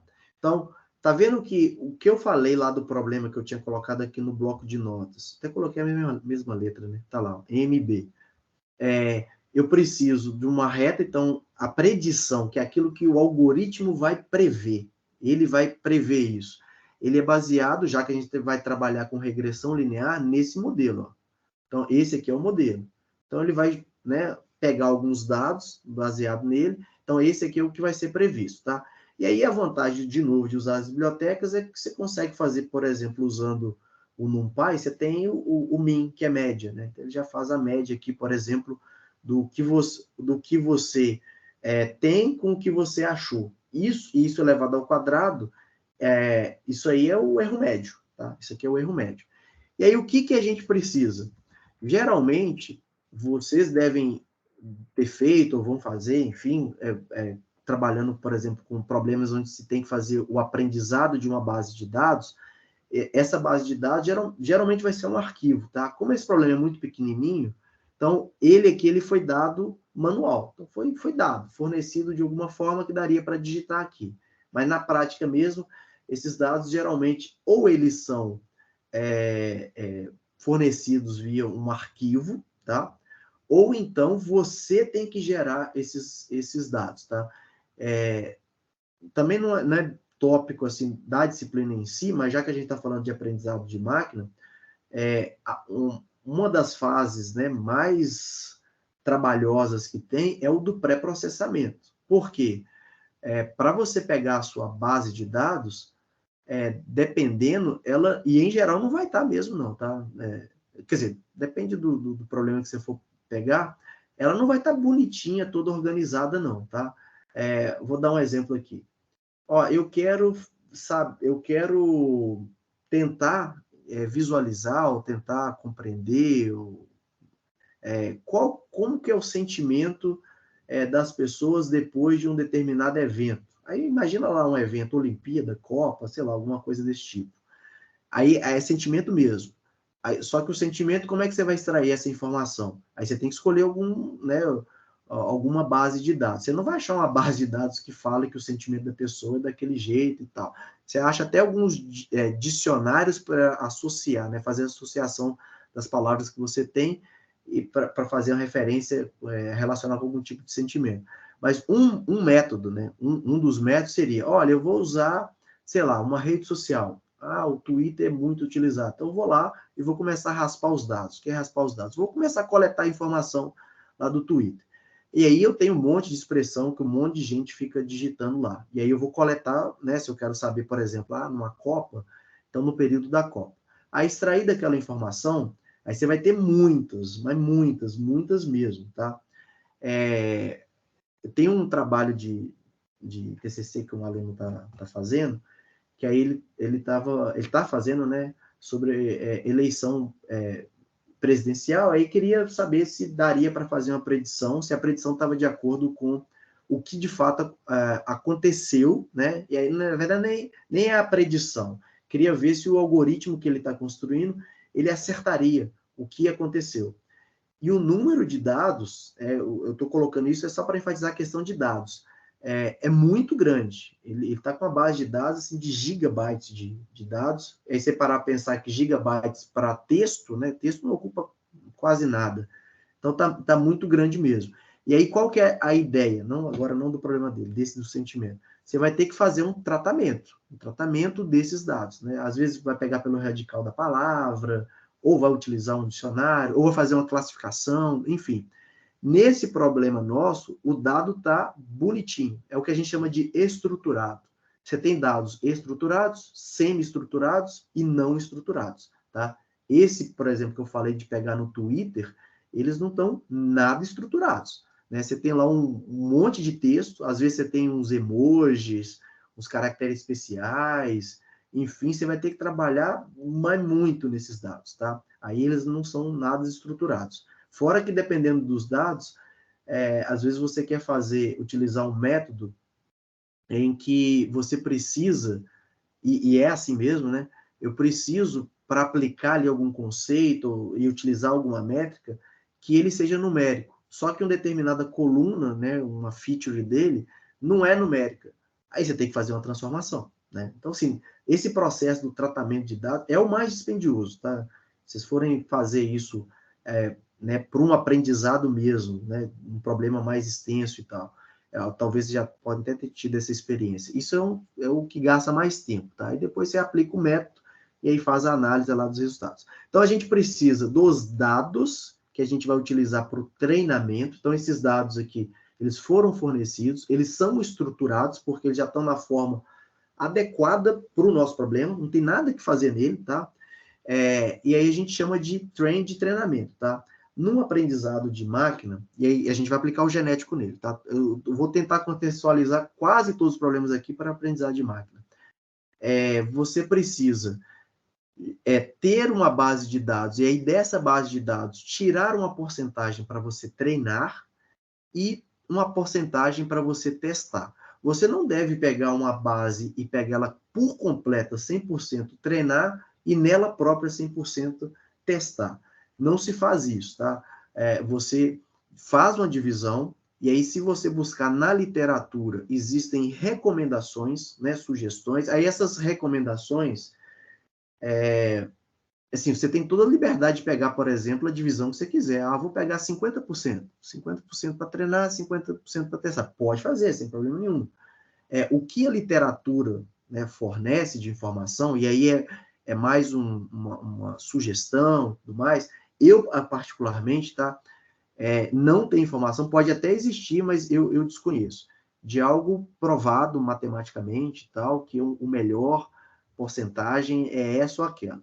O que eu conheço, e aí é publicado isso mesmo, né, assim, artigo tal, que fala sobre isso, só que a comprovação, né, não posso nem chamar de comprovação, mas é empírica, né, por teste, fala sobre o 80-20 ou 70-30, né? Não precisa ser esses números, tá? Mas vocês vão ver, na hora que vocês forem fazer o trabalho, se por acaso começarem a buscar algo sobre divisão da base de dados para treinamento e teste, deve aparecer muito ali, né? 70-30, 80-20, lembrando que vocês têm liberdade para escolher, né, qualquer divisão. Mas o mais importante é que tem que ter essa divisão, e o que se encontra muito é você dividir ali em 70% para treinar e 30% para testar. Uma outra coisa, já que eu estou falando de treinamento, não sei se a gente vai tocar nesse assunto aqui. Eu falo no contexto da disciplina, mas deve ter um exemplo que fale sobre isso, que é uma espécie de revalidação. Antes de você aplicar o método, vocês já ouviram falar do cross-validation, é validação cruzada. Quando você faz essa divisão, igual aqui, nós estamos fazendo a divisão do treinamento, então essa parte de base de dados está para treinamento, está vendo que é uma parte menor para teste? Então, geralmente é assim mesmo. Só que eu estou fazendo uma vez só. Estou usando essa parte para treino e essa parte para teste. Quando você usa o cross-validation, e eu faço uma sugestão, não para a nossa disciplina, tá, gente? Para a nossa disciplina é esse primeiro contato, o foco é mais na programação genética, mas se vocês forem trabalhar de fato com aprendizado de máquina, essa validação cruzada, ela é altamente recomendada, tá? O que é essa validação cruzada? Eu vou ter que esboçar aqui também o desenho para poder explicar. É mais ou menos assim, ó. Você tem lá a sua base de dados, aí vamos supor que é tipo um vetor, igual esse que eu mostrei ali. E aí você não faz uma validação. Por isso que quando eu falei revalidação, é tipo isso mesmo, que você faz mais de uma validação. Você faz aqui várias vezes, né? E aí você divide em partes. Então, por exemplo, ó, aqui, imagina que eu tenho uns elementos aqui, ó. Eu tenho esses elementos aqui, aí desse aqui. E aí, vamos supor que você faz assim, ó, esse aqui eu estou selecionando esses dois para o teste e o resto para treinamento. Né? Esses aqui eu vou selecionar agora esses dois. Aí vamos supor que tem mais gente aqui. Vou colocar mais um aqui. Agora estou selecionando esse. Tá vendo que desses aqui, ó, né, desse para esse, eu selecionei elementos diferentes? Quando você seleciona isso aqui tem a ver, que vocês vão achar na literatura, com K-fold. Então, esse K aqui é a quantidade, né? Quantidade de folds que você tem. Eu vou fazer ali com 5 folds, 6 folds. E aí você faz essa revalidação antes de aplicar um método específico, tá? Para ele te fazer ou uma classificação ou uma predição. Então, isso é interessante, tá? Então, se por acaso no trabalho vocês depararem com a expressão cross-validation, né, validação cruzada, K-fold, é isso que significa, tá? Então, é recomendado fazer isso, né, para os seus testes. Então, feito isso, né, a gente tem lá um conjunto de treino de teste. Como foi gerado isso? Que foi dado. Isso aqui foi dado, foi observado, foi fornecido. Então, o nosso trabalho aqui agora é separar uma parte deles para treino e separar uma parte para teste, tá? Então, foi separado. Feito isso, olha a vantagem agora de ter usado aquele DIP. O DIP, ele tem funções prontas, né, obviamente, e aqui ele tem esse creator. Esse creator, ele cria classes, e aí já está embutida dentro do DIP. Então, você pode usar eles, né, essas funções aqui pré-definidas, e você pode usar um help, ou então passar no mouse para saber como é que são os argumentos. O que nós vamos fazer aqui para esse problema? Vou criar uma classe, tá? Esse create aqui para criar uma classe de minimização. Então, ele vai usar daquela módulo base, que tem funções básicas do algoritmo genético fitness, e esse peso, quando você coloca -1, ele quer dizer que é minimização. Se for +1, é maximização. Por que para nós é minimização? Eu quero achar o melhor ajuste. Então, naquele desenho das retas, o que tiver o menor erro. Ou seja, como se fosse isso aqui, ó. Eu tenho que desenhar aqui de novo. Peraí. Se eu tiver lá os pontos, né? Os pontos. Aí, tá vendo que isso aqui é o erro, não? Essa distância daqui até pela reta, a reta é o que o algoritmo quer achar. Isso aqui são erros. Se eu somar esses pedacinhos aqui, ó, a soma deles, aquela que tiver a reta que me fornecer a menor soma desses erros, é a que é melhor ajustada ao meu modelo. Tá? Então, aí eu uso então essas funções. Então, esse indivíduo é para criar um indivíduo, aí esse list é porque ele vai ser como se fosse uma lista, né? Um vetorzinho, e relacionado ao fitness, tá? Ele tem também, embutido nesse DIP, esse toolbox. Aí dentro do toolbox, você pode colocar tudo aquilo que a gente, né, discutiu no curso. Né? Você tem os indivíduos, que aí são as soluções. Tá vendo que esse toolbox.attr float, aí, por que é número 2? Porque nós temos, para o nosso problema, duas variáveis. Então, se fosse uma trinca, né, uma tripla, então você teria que colocar aqui 3, tá? A população, que aí ele vai fazer também baseado na lista, e no individual. Para calcular, né, ele vai usar o X e o Y para treinar, tá? Que a gente já separou. Esse mate aqui, ele tem a ver com o crossover, aí quando tem esse toCX, toPoint, é porque também já discutiu anteriormente, né, em aulas passadas, que no cruzamento, ele pode ser cruzamento de 1 ponto de corte, 2 pontos de corte, ele pode ser tipo isso aqui, ó. Cruzamento, se for 1 ponto de corte, é isso aqui que ele faz, né? Você vai lá, escolhe onde ele vai cortar, vamos supor que é 50%. Aí você corta, passei a faca aqui, ó. Aí o filho, né, ou os filhos gerados, ele pode pegar, por exemplo, essa parte aqui, desse cara, aí vou colocar assim, essa parte aqui desse outro. Então, gerou um novo filho com carga genética dos dois. Quando você coloca 2 pontos de corte, aí você não tem esse riscão aqui, né? Um risco, na verdade você tem 2. Então, aí você escolhe também onde é que vai ser. Sei lá, vou cortar aqui e vou cortar aqui. Aí você escolhe. De repente ele vai pegar isso aqui, ó, do primeiro e esse aqui do segundo. Sei lá. Pronto, aí geraria um filho assim, ó. Esses risquinhos é só para falar que ele tem os mesmos valores, tá? Então, ele tem carga genética do pai 1 e pai 2. Aí tem 2 pontos de corte, 3 pontos de corte. Aqui, quando você fala esse CX2point, né, tem 2 pontos de corte. O mutate tem a ver com a mutação, que a gente já viu também em aulas anteriores.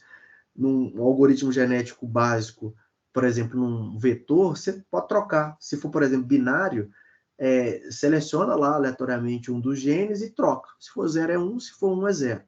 E aí essa informação aqui, ó, é porque ele faz de acordo, então a escolha de acordo com uma distribuição normal, com Mi 0 e o sigma 1. Aí, não sei se você lembra daquela distribuição normal, gaussiana, que ela tem 2 parâmetros, né? Aquele Mi é média, né? Média 0 e desvio 1, basicamente. E esse IND-PD aqui é a taxa de mutação. E aí, essa aqui está 10%, né? Podia até diminuir ela. Mas, de novo, você usa o toolbox daquele DIP, tá? O DIP aqui para o algoritmo genético, ele é muito legal. E no select é um método de seleção. Então, você coloca lá, aqui foi selecionado o torneio, e aqui o torneio, como eu disse, geralmente, quando é torneio, você seleciona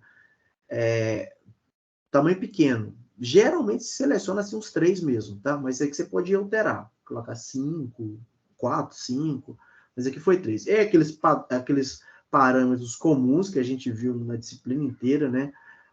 Do população, número de geração, taxa de cruzamento, aqui está 50%, né? Você poderia colocar 1, aí você ia obrigar que toda geração ia ter cruzamento. Aqui você está falando que 50% das vezes vai ter cruzamento. E a taxa de probabilidade está alta, né? Mas tá aqui, tá? A taxa de mutação. Taxa de probabilidade não, taxa de mutação. Tá? 0,2, mas você podia alterar ela, tá? Aí aqui, a população, de novo, recebe da função pronta, que vem lá do DIP, né, do toolbox dele, que basicamente se chama toolbox.population, e aí o parâmetro dela é o tamanho. Qual que é o tamanho dessa população? Então, ele já cria no formato de lista, tá? A execução do algoritmo, se você chamar lá, o Tools é cheio de ferramenta, tá? O próprio nome de ferramentas mesmo. Se você usar a estatística, você tem... isso aqui é uma função, né, onde que no indivíduo, quando eu falei da função lambda, isso é uma função lambda. Então, aquele operator, você pode fazer função sem usar a função lambda, tá? Eu não sei se vocês costumam usar essa função lambda para definir alguma coisa, mas o operator era, eu quero fazer a soma de 2. Aí eu vou criar uma função, por exemplo, que faça a soma, aí, de duas entradas lá quaisquer. O operator você não precisava, você podia colocar operator.add e colocar os parâmetros. Esse aqui ele está falando que o indivíduo vai receber o fitness, né, o valor do fitness do indivíduo. E aí tem funções básicas lá, que é o min, do próprio NumPy, né, você colocar o NumPy.min de um vetor, por exemplo, ele já te retorna o menor valor. O min te retorna a média e o max o maior valor. Essas são estatísticas simples, que é interessante.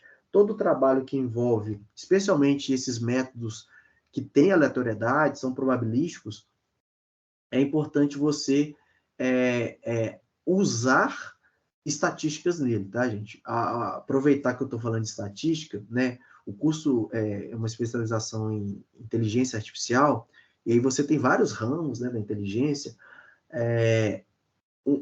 Algo que envolve, né, métodos de inteligência artificial, e aqui a gente falou de dados também, é a própria ciência de dados. Hoje, a ciência de dados, né, ela tá, assim, você está tendo mais ofertas de profissionais por ciências de dados, porque a quantidade de dados que se tem hoje é gigantesca, tá? E nem todo mundo sabe extrair, na verdade, poucas pessoas sabem extrair informações com qualidade desses dados, tá?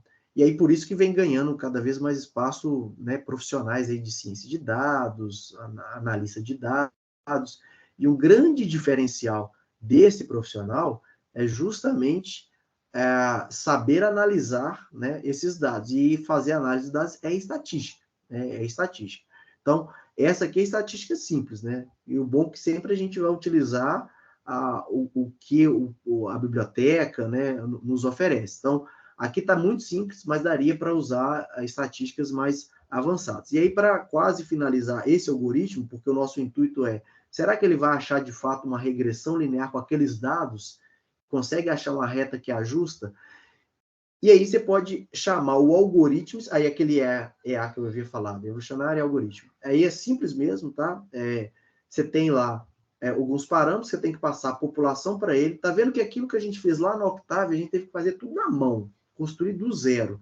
A vantagem aqui o Octave também tem, tá, gente? Assim, uma parte de IA, pacote de IA e tudo mais, apesar de a gente ter feito tudo na mão, do zero mesmo. Aqui não, né? Lá tinha biblioteca, a gente não usou, aqui a gente está usando todo o que as bibliotecas podem nos oferecer.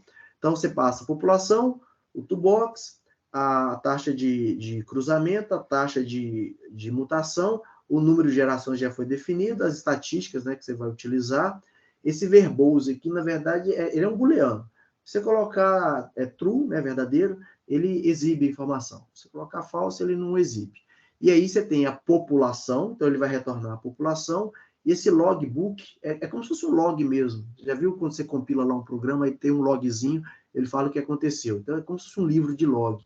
Ele vai te dar algumas informações. Eu acho que eu não sei se eu coloquei aqui, mas eu posso mostrar para você separadamente o que é o population e o log, assim que a gente gerar ele, tá? Então aí, para obter o melhor indivíduo, né, a gente pega lá do tools, esse cell best. Então, na população, eu quero que retorne só o melhor, por isso que o K é igual a 1, e esse 0 aqui é porque é o primeiro, ele já vem ordenando, assim, você vai obtendo, aí pegou lá o melhor, eu quero só da primeira mesmo. Então, eu vou ter os melhores, tá vendo que quase tudo aqui está sendo chamado por biblioteca pronta, tá? E aí, para eu fazer agora a visualização daquilo que eu usei para treinar, né, eu preciso comparar com aquilo que eu achei, com o que é o previsto, tá? E aí eu vou utilizar o que o algoritmo genético, nesse ponto, me gerou de melhor, tanto para o M, que é o coeficiente da reta, e aquele B. Então, ele vai me gerar isso aqui. E aí eu vou jogar na reta. Aí, se eu jogar na reta, eu faço um for aqui pela quantidade, né, de dados que eu quiser e faço o desenho dela. Pronto, isso eu vou rodar para vocês verem. E aí o plot dela, né, você pode usar um plot com o que nos foi passado, né, o X e o Y, que é da base do treino. Esse C aqui é de color, né, então ele vai desenhar um gráfico aqui, né, azul, R de red, G de green. Então ele vai colocar o nome aqui em dados de treinamento, que dados de teste e regressão linear. Então, os conjuntos de dados que eles vão oferecer, na verdade, o que vai ser plotado, você vai ter o conjunto de dados, né, de treinamento, que refere-se lá ao treinamento, o que for o de teste, então a gente vai nomear ali como teste, e o que foi previsto, que aí quem foi o responsável por prever, ou melhor, que ajustou o coeficiente para achar, foi o algoritmo genético, tá? E aí vai ser o da regressão linear. Então, a gente faz isso. Eu vou rodar para vocês verem. Eu vou instalar de novo, né? Cada passo desse aqui, como é rapidinho, eu vou mostrar para vocês, tá? Então, você faz lá a instalação do DIP. Então, em casa, ou nesse código, vocês quiserem criar... Pode usar o código, né? Já está pronto mesmo. Aí você pode fazer modificação. Ó, já gerou. Gerou. Não foi tão boa essa geração, não, mas olha o que aconteceu. Esse era o conjunto de dados que a gente tinha, o de teste foi esse, e a regressão, ó, ela deu aquilo lá. Tudo bem que de tendência não está ruim, não, né? De tendência não está ruim, não. Daria para a gente visualizar, eu não lembro se eu coloquei, não coloquei. Vão chamar aqui, por exemplo, deixa eu ver, isso aqui está dentro de uma função, se ele não estiver dentro de uma função, eu consigo visualizar ele. Deixa eu ver aqui, ó. Pop. Vou gerar o pop. Ah, gerou. Olha lá a população que ele gerou. Tá vendo que depois ele converge, ó. Ele vai convergindo. Esse aqui é o coeficiente, o M, e esse aqui é o termo independente. Essa é a população que foi, a última população que foi gerada, tá vendo? Dá para ver que ele vai chegando aqui e vai... O último dele aqui provavelmente é o melhor. Então, esse seria o coeficiente da reta. Vamos ver o logbook, né? O que aconteceu aqui no logbook. Vou gerar o logbook. Coloca esse population aqui. Population, logbook. Aí o logbook é um log mesmo, tá? Então ele vai fazer uma descrição de tudo que aconteceu ali, tá vendo? Ó, ele gerou, porque aqui eu tinha que clicar, vou clicar lá no primeiro, depois lá no último, tá? Porque gerou muita coisa. Tá vendo que na primeira geração, o mínimo, né, foi 9, a média muito grande, né? E o máximo tá aqui com esse valor. Ficou muito ruim nas primeiras gerações, mas as primeiras gerações não são boas mesmo, não. Lá na última, né, e não necessariamente tem que ser a melhor na última, né, mas aqui ele já tinha gerado, ó, cadê? Vou colocar ele aqui.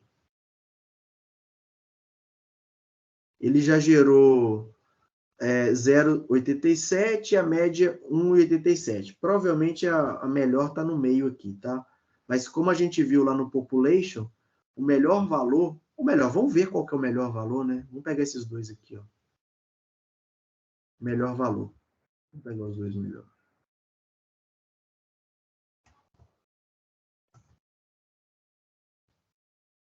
Olha lá. Então, a reta, né, o coeficiente dela é esse aqui, 2,44 e menos 1,49. Então, quem determinou essa previsão, na verdade não foi a previsão, é a tendência, foi o algoritmo genético. Tá vendo o que ele fez?